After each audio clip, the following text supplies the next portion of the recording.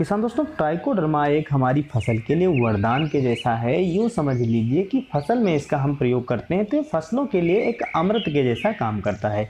ये हमारी फसल में हरियाली काफ़ी अच्छी करेगा और जितने भी फंगस से लगने वाले रोग हैं उनके प्रति हमारी फसल को सहनशील बनाएगा और ये फंगस वाले रोगों को आने नहीं देता है। मेरा मानना है कि अगर आप गन्ने की फसल ले रहे हैं तो स्पेशली आप ट्राइकोडर्मा का प्रयोग ज़रूर करें। इसका प्रयोग आप 15 दिन पहले या 20 दिन पहले कर सकते हैं, लेकिन आपको ध्यान रखना है कि आप अपने खेत में इसका प्रयोग तभी करें जब अच्छी नमी बनी हो। इसके प्रयोग का जो सही तरीका रहता है वो कुछ इस तरह से रहता है। आप ट्राइकोडर्मा ले लें, 1 एकड़ के लिए 2 या 3 केजी आप ले सकते हैं और काफ़ी महंगा भी नहीं पड़ता है। 200 या 300 के बीच में आपको अपनी मार्केट में उपलब्ध मिल जाएगा। ऑनलाइन भी आप इसे परचेज कर सकते हैं, आसानी से मिल जाएगा। लिंक हमने नीचे डिस्क्रिप्शन में दे दिया है, वहाँ से भी आप ट्राइकोडर्मा खरीद सकते हैं। कई सारी कंपनियां आती हैं, हम यहाँ पर आपको किसी एक कंपनी का नाम नहीं बताएंगे क्योंकि हम किसी का प्रचार नहीं कर रहे हैं। जो आपके लिए सही लगे उस कंपनी का आप ट्राइकोडर्मा ले सकते हैं। और बस आप ये भी ध्यान दें कि जो ट्राइकोडर्मा आप ले रहे हैं उसकी जो एक्सपायरी डेट है वो ख़त्म तो नहीं हो गई। कभी भी एक्सपायरी डेट होने वाला जो हो या कुछ दिन बचे हों, 1 या 2 महीने बचे हों, तो उसका भी आप प्रयोग ना करें तो ज़्यादा सही रहता है। देख लीजिए कि जितना जल्दी हो सके वो आपका करीब 6 महीने के अंदर या 1 साल के अंदर बना होता है तो आप उसका अच्छा लाभ ले पाएंगे। क्योंकि इसमें जो जिंदा जीवाणु होते हैं उनको अगर हम लंबे समय तक रखते हैं तो हम अच्छा लाभ इससे नहीं ले पाएंगे। जो हम ट्राइकोडर्मा का प्रयोग करेंगे उसका पूरा लाभ हम नहीं ले पाएंगे। कई सारे किसान भाइयों का यही सवाल रहता है, क्या करते हैं कि उन्होंने जैसे कि एक पैकेट लिया है, उसका आधा उन्होंने यूज़ कर लिया और रखने के बाद उन्होंने अगले साल या दूसरे साल तीसरे साल प्रयोग किया तो उसका लाभ आप अच्छा नहीं ले पाएंगे। यही ध्यान देना है कि जो मैन्युफैक्चरिंग डेट हो वो आपकी करीब 6 महीने या 1 साल के अंदर में हो तो काफ़ी अच्छा आपको उससे लाभ मिलेगा। इसको तैयार करने के लिए आप अच्छी कंपोस्ट गोबर की खाद ले सकते हैं। उसमें भी नमी होनी चाहिए। नमी अगर नहीं है तो पानी के छींटे देकर आप उसको तैयार कर सकते हैं।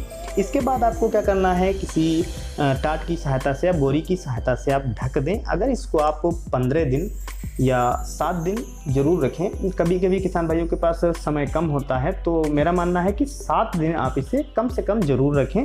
जिसमें क्या रहता है, जब जो फफूंद है इसमें आप छींटे दे देंगे और एक मतलब फफूंद मल्टीप्लाई जब होगी तो सारे जो आपने गोबर की खाद दी है सारी जगह पर एक सफ़ेद फफूंद दिखाई देने लगेगी। तब आप समझ जाएंगे कि हमारा जो ट्राइकोडर्मा है वो पूर्णतः तैयार हो चुका है।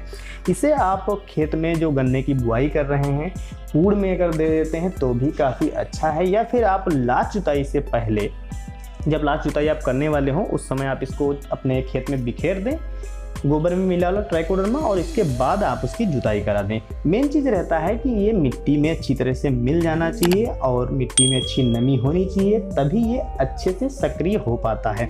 अगर आप पूड़ में दे रहे हैं, लंबे समय तक पूड़ को खुला ना रखें क्योंकि धूप अधिक लगने से ट्राइकोडर्मा निष्क्रिय हो सकता है। जो जीवाणु इसमें बैक्टीरिया होती है वो खत्म हो सकती है, तो ये भी आप कभी भी ना करें।